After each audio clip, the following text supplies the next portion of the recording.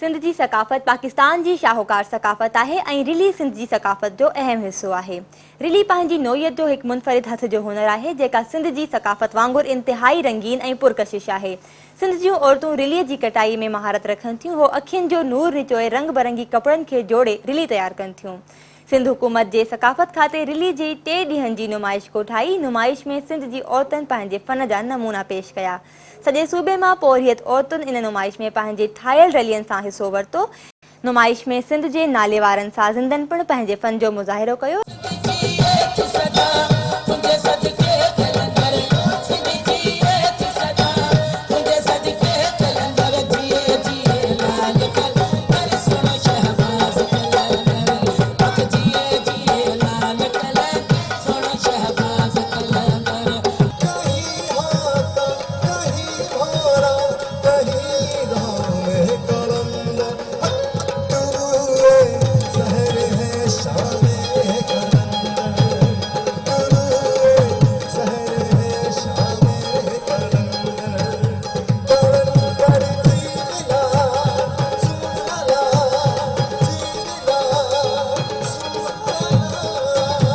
रिली घर जे इस्तेमाल सां गॾु कारोबार ऐं शादियुनि में ॾाज तौर बि ॾिनियूं वेंदियूं आहिनि। जॾहिं त ख़ूबसूरत डिज़ाइन ऐं मुख़्तलिफ़ रंगनि सां ठाहियल रलियूं हर ख़ासि ऐं आम माण्हू न सिर्फ़ु पसंदि करे थो पर उन खे ख़रीद करे पंहिंजे घर जी ज़ीनत पिणु बणाए थो। इन नुमाइश में आयल माण्हुनि जो शौक़ ऐं जोश ॾिसण लाइक़ु हो। अची करे तमामु घणी ख़ुशी भी थिए थी ऐं एक्साइटमेंट भी थिए थी।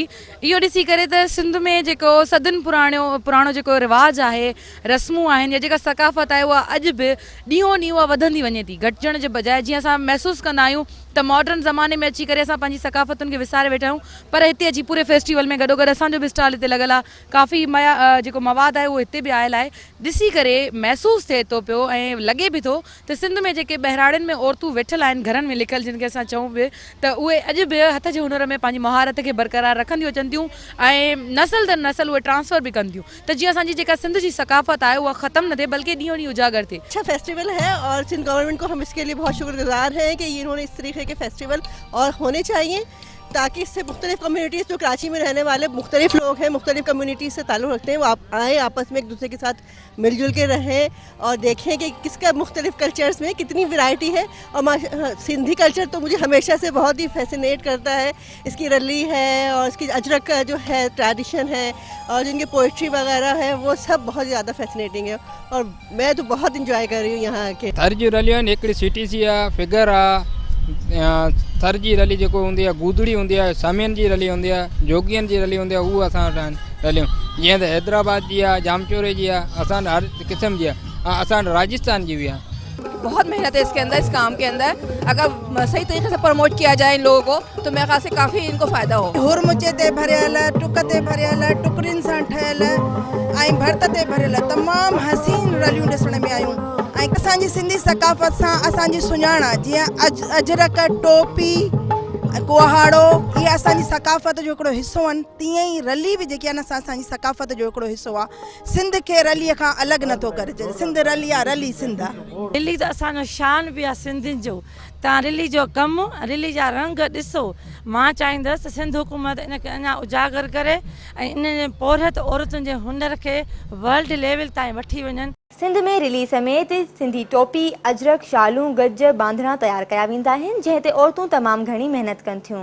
उहे हथ जो हुनर औरतुनि लाइ प्यार, पाबाहो, विंदर ऐं ॾुख दर्द वंडण सां गॾु कमाई जो ज़रियो बि आहे।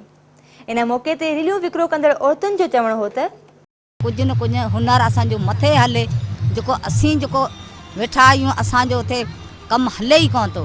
अॻिते ॿाहिरि कढियूं त असांजो कमु हले, तंहिंजे करे असीं हिते अची विया आहियूं हिन सेंटर ते। पोइ हाणे मथे हले।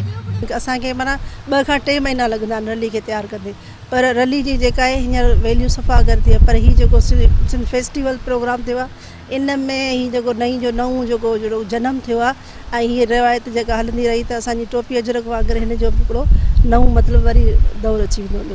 जॾहिं पाण जो केरु ख़ासि महिमान थो अचे त पाण उनखे जेकी आहे सो रली विछाए उनखे पाण आदर भाव कयूं था ऐं कंहिंखे गिफ्ट में बि रली ॾियूं था। पंहिंजी न्याणी जी शादी थी थिए या कंहिं घोट जी शादी थिए त मां पहिरीं रली ठाहिणु शुरू कंदी आहे। त रली जी वॾी हिकिड़ी सकाफ़त बि आहे ऐं हिनजी वैल्यू आहे। असांजी सिंधी न्याणियुनि खे फ़ाइदो इहो थींदो त हुननि खे जेका रेट जेका आहिनि उते सिंध में तमामु घटि आहिनि ऐं जेका इन तरह जे फेस्टिवल में उन्हनि जी मतिलबु रेट्स बि हिननि रिलियुनि जा घणा मिलंदा ऐं आउट ऑफ कंट्री में हिननि जो मतिलबु उते बि डिमांड वधंदी। भी फ़ाइदो आहे, असांजो जेको कमु आहे उहो प्रमोट थिए पियो, असांखे ॿाहिरि निकिरी आया आहियूं, असांखे मौक़ो मिलियो आहे कि पंहिंजो कमु ॾेखारूं ऐं ॿाहिरि अचूं ऐं असांजो फ़ाइदो थिए पियो काफ़ी असांखे। शादीअ में असां जेसि ताईं रिली न ॼाऊं तेसि ताईं असांजो शादी न निबरंदी। सुठे खां सुठियूं चवंदा आहियूं रिलियूं ठाहियूं, पंहिंजे न्याणियुनि खे ॼाऊं 5 5 8 8 10 10 रिलियूं ॼाऊं। जब कोई महिमान ईंदो त सुठे खां सुठी रिली विछाईंदासीं। सकाफ़त खाते जे वज़ीर सरदार अली शाह चयो त इन नुमाइश ऐं मुक़ाबले जो बुनियादी मक़सदु सिंध जी औरत खे माशी तौर ते मज़बूत करणो आहे ऐं संदनि हुनर खे दुनिया जे साम्हूं आणणो आहे। हुन चयो त हू पंहिंजी सकाफ़त खे हथी वठाइण लाइ वधीक सराइता क़दम खणंदो। रली सिंध की सकाफ़त की एक बहुत ही इंटेग्रल पार्ट, एक जो हम कहें ना कि वो है हैंडीक्राफ्ट है हमारी। रली इंसान जन्म लेता है, बच्चा बाहर निकलता है तो उसको पहले रली में लपेटा जाता है, उसके बाद जहाँ पे सुलाते हैं वो भी रली होती है, फिर जैसे बड़ा होता है जिसको ओढ़ता है वो भी रली है, जब फोत होता है तो चारपाई पे रली बिछी होती है, उसके ऊपर भी रली डाली जाती है। तो रली का जो सफ़र है, जो साथ है, जो संगम है इंसान के साथ, वो जन्म से लेके लहद तक जो है वो रली जाती है, कब्र तक रली जाती है। तो रली ऐसी सबसे मैं समझता हूँ कि मकबूल जो हमारी जो एक फ़न है, जो हैंडीक्राफ्ट है, जो हुनर है, वो ये है। तो हमारा ये था कि ये बहुत सी सिंध में रलियाँ बनती हैं, हर इलाके में बनती हैं। तो हमने ये सोचा कि हमारा बुनियादी काम कल्चर की प्रमोशन है, हैंडीक्राफ्ट की प्रमोशन है, और स्पेशली वो आर्टिजन्स जो बनाती हैं बेचारी, जिनकी एक एक रली बनाने में उनकी आंखें चली जाती हैं, आंखों का नूर चला जाता है। तो हमने कहा कि हम उनको बुला के इधर उनकी रलियाँ यहाँ पे रखें और उनकी एक नुमाइश भी हो, सेल भी हो, और उनमें एक मुकाबला भी हो, कंपटीशन भी हो, कि ताकि इस फ़न को और इस हुनर को को हम फ़रोग़ दे सकें।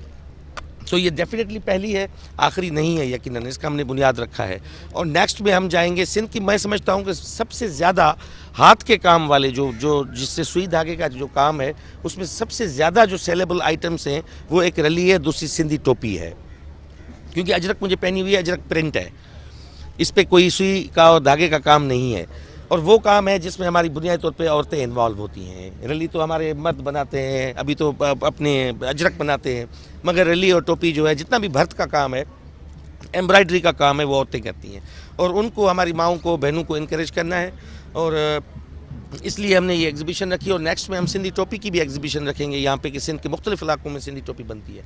कि कराची में रखने का और मोहाटा जैसी खूबसूरत जगह पर रखने का ये था कि यहाँ की जो एलीट क्लास है, जो कराची में बसने वाले लोग हैं, कई ऐसे होंगे जो नूरियाबाद में क्रॉस भी नहीं किया होगा, बाहर नहीं निकले होंगे, हमने कहा कि उनके दरवाजे तब हम जो है, हमारी जितनी औरतें हैं, माएँ बहनें हैं, जिनकी शाहकार है, उनका काम है, हम उनको लेके आएँ और उनको दिखाएँ इधर, और इनकी पजीराई हो। अहिड़ी नुमाइशूं थियण घुर्जनि। इन सां सुघड़ औरतुनि में हिमत पैदा थिए थी, जॾहिं त अखियुनि जो नूर निचोए पंहिंजे ख़्यालनि जे हुस्न खे हिकु मुनफ़रिद ऐं डिज़ाइन जी शक्ल ॾींदड़ महिनतकश औरतूं पिणु अहिड़ियुनि नुमाइशुनि खां लाभ हासिल करे सघनि थियूं।